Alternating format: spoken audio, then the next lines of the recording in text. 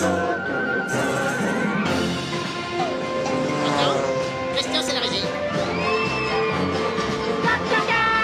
C'est assez clair. Top, ça y est, Christian, t'es en HD. Bonjour, je suis Christian Cac, docteur en économie. Cac en 3 lettres, comme c'est assez clair. Et avec moi, l'économie va le devenir. Assez clair, bien sûr. Les réserves d'eau ne sont pas inépuisables. Avec l'augmentation de la population mondiale et le développement économique, l'eau est devenue une ressource rare. Alors, quel est l'avenir du business de l'eau? C'est l'histoire d'un groupe de buveurs d'eau amateurs, des potomaniaques amoureux du précieux liquide. Ils la boivent avec bonheur, mais la gâchent avec insouciance. L'eau venant à manquer, ils sont devenus les parias d'une société focalisée sur l'économie d'eau. Une solution, le stage des accoutumances.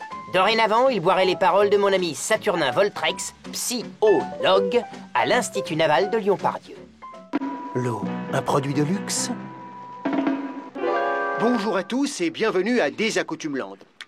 La démarche que vous entamez aujourd'hui est courageuse. Passer de 5 litres d'eau par jour à rien, ce n'est pas une mince affaire. Nous allons doucement vous accompagner vers un assèchement total du gosier. Qui pense pouvoir se passer d'eau à la fin du stage? Moi.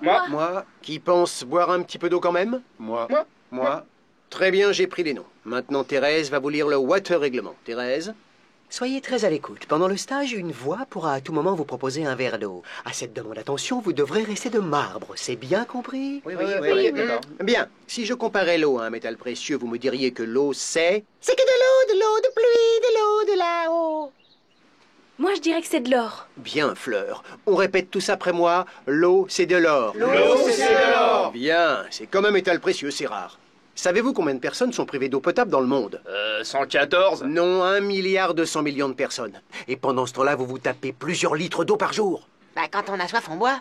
Boire un peu moins, c'est donner de l'eau à son voisin. Moi, mon voisin, s'il buvait que de l'eau, ça se saurait. Chaque minute, 15 êtres humains meurent de maladies liées à l'eau. Ah bah, quand même, ouais. Ça vous dirait un verre d'eau? Avec le développement économique, la demande en eau de l'industrie et surtout de l'agriculture a explosé. Résultat, on a pollué des nappes phréatiques et gaspillé les réserves. Ça sent la baston. S'il faut se battre pour un verre d'eau, moi je me mets à la bière. Il y aurait dans le monde 300 zones de conflit potentiels liées à l'eau. Mais qui sont les goujats qui possèdent cette eau? 9 pays possèdent 60% des réserves de la planète. On ne boit pas autant partout. Un Américain consomme 500 litres par jour, un Français 150 et au Tchad seulement 20 litres. Moi, je pars en Amérique. Moi, je suis capable d'aller au 500 litres. Ça vous dirait un verre d'eau? Il y a des solutions pour sortir de ce marasme? Dans les pays du Sud, on investit dans les infrastructures pour avoir un meilleur accès à l'eau. Pompes, dessalage, purification, barrages. Et dans les pays du Nord, on l'a beaucoup gaspillé, du coup on se rattrape en achetant des nouveaux tuyaux, en réparant les fuites et en recyclant. Comment tu sais ça? J'ai une oreillette, c'est interdit. Maintenant, j'aimerais savoir qui serait partant pour aller bosser sur le terrain, sur les infrastructures. Les pays de l'Union européenne ont prévu d'investir près de 350 milliards dans l'eau. Des volontaires? Moi. Je suis révolté de savoir qu'au XXIe siècle, on puisse encore mourir de soif. Mais dans cette affaire, il n'y a pas que des perdants. C'est ce que voudrait confirmer Rachid Haddati. Rachid? Rachid est malade, c'est Gordon qui le remplace. La taille du marché mondial de l'eau est telle que les entreprises se partagent un marché colossal de 500 milliards de dollars en croissance de 6% par an. Quelques gros acteurs du privé profitent du secteur, et parmi eux, 2 Français très bien placés. Suez et Veolia.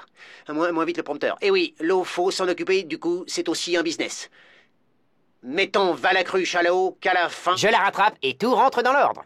Voilà, il est l'heure de retourner jouer aux billes avec vos pilules. Notre programme est terminé. Rendez-vous à bientôt pour une nouvelle thérapie économique du Dr Cac en 3 lettres. Cac, comme c'est assez clair. Bonne soirée.